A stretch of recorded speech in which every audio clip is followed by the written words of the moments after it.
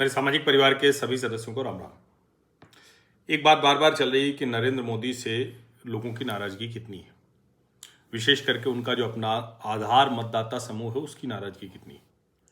तो एक तो ये कि नाराजगी बिल्कुल होती है और पहली बार नहीं हुआ है। यूजीसी वाले ने थोड़ा वो दरारें गहरी की और विशेष करके जो सामान्य वर्ग का मतदाता है, जिसको कहते सवर्ण है, लेकिन जिसकी स्थिति थोड़ी विचित्र सी हो गई है। वो देश की बात करता है, वो समाज की बेहतरी की बात करता है, वो संविधान की बात करता है, वो आगे जाने की बात करता है, लेकिन उसको हमेशा एक ऐसे तौर पर देखने की दिखाने की कोशिश होती है जो मतलब उसको ठीक नहीं लग रहा है। और अब ऐसी स्थिति है भी नहीं जैसी स्थिति बताने की कोशिश होती है। अब कोई एक लड़की गुस्से में बैंक कर्मचारी को कहे कि मैं ठाकुर हूं, तो पता नहीं क्या क्या लोग बोलते रहते हैं। बीएचयू जिसको महामना मोहन मालवीय जी ने बनाया, और वो कोई बहुत बड़े परिवार वाला मसला नहीं था, वो तो चंदा ले लेके बना गए। वहां लोग कह रहे हैं कि 90% हमारा अधिकार है, मतलब जिनको सामान्य वर्ग जो तथाकथित सवर्ण कहे जाते हैं। तो एक तो मैं कह रहा हूं सबको सवर्ण बना दीजिए, लेकिन अभी मैं इस पर बात नहीं कर रहा हूं। अभी मैं बात ये कर रहा हूं, क्या सचमुच नाराजगी इतनी हो गई है कि वो लोग दूसरे विकल्प की तरफ जा रहे हैं? तो इसका जवाब है नहीं। ऐसा क्यों? क्योंकि जितने काम ये सरकार कर रही है और जिस एजेंडे पर यह सरकार आगे बढ़ रही है, उसमें उनके मतदाता वर्ग को, उनके समर्थक वर्ग को कतई नहीं लगता कि कोई दूसरा विकल्प खोजना भी चाहिए। अभी महाराष्ट्र में जिला परिषद के चुनाव हुए। अब मुंबई में पहली बार भारतीय जनता पार्टी का मेयर बन गया रितु तावड़े, महापौर बन गई हैं मुंबई की बीएमसी की। अब वैसे तो बीएमसी में पहले भी भागीदार रही ही है शिवसेना के साथ हमेशा भारतीय जनता पार्टी, लेकिन अब उसका अपना मेयर है। तो देवेंद्र फडणवीस, रितु तावड़े और ऊपर नरेंद्र मोदी। तो अब मुंबई के लोगों को जो मिलना चाहिए वो और ज्यादा मिलना चाहिए, ये एक उम्मीद होगी। लेकिन सिर्फ मुंबई क्यों, पूरा महाराष्ट्र, क्योंकि महाराष्ट्र तो बड़ा मतलब असंतुलित रहता है ना। जो मुंबई, पुणे, नागपुर, इसको छोड़ दीजिए तो बड़ा ऐसा इलाका दिखेगा जहां बहुत मुश्किलें हैं। तो वो सब ठीक होना चाहिए। क्यों? क्योंकि जिला परिषद की भी जनता भारतीय जनता पार्टी से ही उम्मीद कर रही है, या कह ले भारतीय जनता पार्टी की अगुवाई वाली महायुति से कर रही है। 12 जिला परिषद के चुनाव के नतीजे आ गए और जो दिख रहा है कि मुंबई का मेयर अगर भाजपा का हो रहा है, महाराष्ट्र विधानसभा में भाजपा जीत रही, गांवों में भी भाजपा जीत रही, यानी जो विधानसभा चुनाव के समय जो मोमेंटम क्रिएट हुआ था वो चल रहा है। तो मोदी से नाराजगी है या फडणवीस को कोई ऐसा कुछ, तो ऐसा दिख नहीं रहा है। तो मोदी और फडणवीस दोनों ही बहुत शानदार तरीके से जा रहे हैं।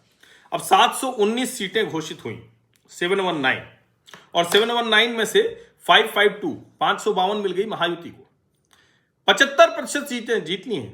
सोचिए जरा, ग्रामीण इलाके महाराष्ट्र के, जहां हर दूसरे चौथे दिन कहा जाता है कि रे फलाना मराठा आंदोलन, फलाना किसान आंदोलन, फलाना धमाका, कुछ ना कुछ बताया जाता है, वहां 75% सीटें। बीजेपी अकेले की बात करें तो 225 सीटें जीत गई, सबसे बड़ी पार्टी है। यानी गांव में भी बीजेपी का कैडर, बीजेपी के लोग, बीजेपी का मतदाता, बीजेपी का समर्थक, जो चुनावी मशीनरी, सब बड़ा शानदार है। तो अब सिर्फ शहरों वाली पार्टी नहीं रही, हर जगह हो गया। तो शहरों में तो इसलिए भी जीत रही क्योंकि उत्तर भारत के, विशेष करके उत्तर प्रदेश और बिहार के लोग ज्यादा वहां बढ़े, तो वो तो भाजपा को ही वोट करते हैं, वो भी एक वजह है। लेकिन सब महायुति ठीक काम कर रही। अजीत पवार नहीं रहे, लेकिन एनसीपी अजीत पवार 165 सीटें जीत गई, शिवसेना एकनाथ शिंदे 162 सीटें जीत गई। तो एक तरह से कहें कि अभी भी उनका आधार है। अब सुनेत्रा पवार, उनकी पत्नी, ने उप मुख्यमंत्री पद की शपथ ले ली है, मंत्रालय में आज गई, पहले सिद्धिविनायक जी के दर्शन किए। अब दिख रहा है कि जो शिवसेना है वो शिंदे वाली हो गई है, एनसीपी है वो अजीत पवार वाली हो गई। अब अजीत पवार नहीं है तो भी बीच में लग रहा था कि शरद पवार, सुप्रिया सुले सब साथ आ जाएंगे, लग भी रहा था। लेकिन सुनेत्रा पवार ने जल्दी से उप मुख्यमंत्री पद की शपथ ली, क्योंकि कहा जा रहा था न लेती तो पवार साहब तो बड़े पवार हैं। अब लेकिन ये महायुति दुरुस्त है, यानी एक तरह से जितने समीकरण हैं वो सब परफेक्ट दिखते हैं। तो ओवरऑल कहें तो बहुत जबरदस्त तरीके से महायुति आगे चल रही है। अब जरा सोचिए विपक्ष का भी हाल जरा जान लें, जो राहुल गांधी संसद में तमाशा कर रहे हैं, गैर कानूनी तरीके से राजनीति को आगे बढ़ाने की कोशिश कर रहे हैं। तो क्या हो रहा है? कांग्रेस को मिली है 55 सीट मात्र, उद्धव ठाकरे गुट को 43 सीट और शरद पवार की एनसीपी को मात्र 26 सीटें, यानी 150 के नीचे रह गए। और शरद पवार का 26 सीटों तक सिमट जाना, ये क्या कह रहा है कि भैया अब वो पवार साहब, पवार पावर खत्म हो गई, नहीं रह गया। अब लाडकी बहना कहा जाता है, लेकिन सिर्फ लाडकी बहना नहीं भाई, कहा तो ये भी गया कि वो योजना रुक गई, उस तरह से पैसे नहीं आए, लेकिन उसके बावजूद अगर हो रहा है तो इसका मतलब सड़क, पानी, बिजली, जो बुनियादी मुद्दे हैं एकदम ठीक चल रहे हैं, जो बुनियादी ढांचा है वो जबरदस्त चल रहा है। इसका मतलब राज्य सरकार जो आने के बाद से योजना चला रही है वो जबरदस्त चल रही है, ये दिख रहा है। अब आप ईवीएम, वोट चोरी, ये मशीन, वो मशीन, ये सब करके नहीं चलेगा। कब तक निगेटिव कैंपेन करते रहेंगे?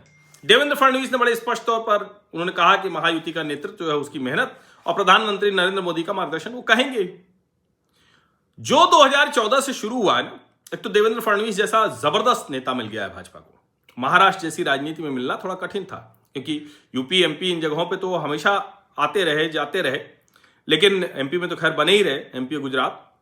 लेकिन महाराष्ट्र में जहां कभी भाजपा का नेता बड़ा हो ही नहीं पाता था, जब प्रमोद महाजन भी सबसे बड़े नेता थे, गोपीनाथ मुंडे बड़े नेता थे, तो वो भी बाला साहब के सामने नतमस्तक रहते थे।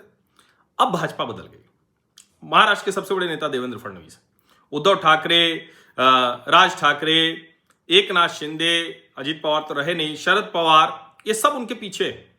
यानी भाजपा ने बहुत जबरदस्त तरीके से अपना काम कर लिया, और नरेंद्र मोदी का जो मैसेज है वो मैसेज जाता है, वो साफ साफ दिखता है। तो इसका सीधा सा मतलब हुआ कि जो चर्चा चल रही है, जिसको कई बार मतलब कहा जाता है कि भाजपा के खिलाफ लोग हैं, नरेंद्र मोदी के खिलाफ हैं, ठीक है, होता भी है, ऐसा भी नहीं कि नहीं होता है, लेकिन जो मतलब विकल्प के तौर पर अभी दिख रहा है, अभी वो बहुत आगे है मामला, अभी तुरंत नहीं ऐसा होता हुआ दिख रहा है। और जाहिर है भारतीय जनता पार्टी खुद का भी रिव्यू करेगी, रिवीजन करेगी, ये सब करेगी ही करेगी। तो मुझे लगता है कि उसका जो भी परिणाम आएगा वो आने वाले समय में देखने को मिलेगा।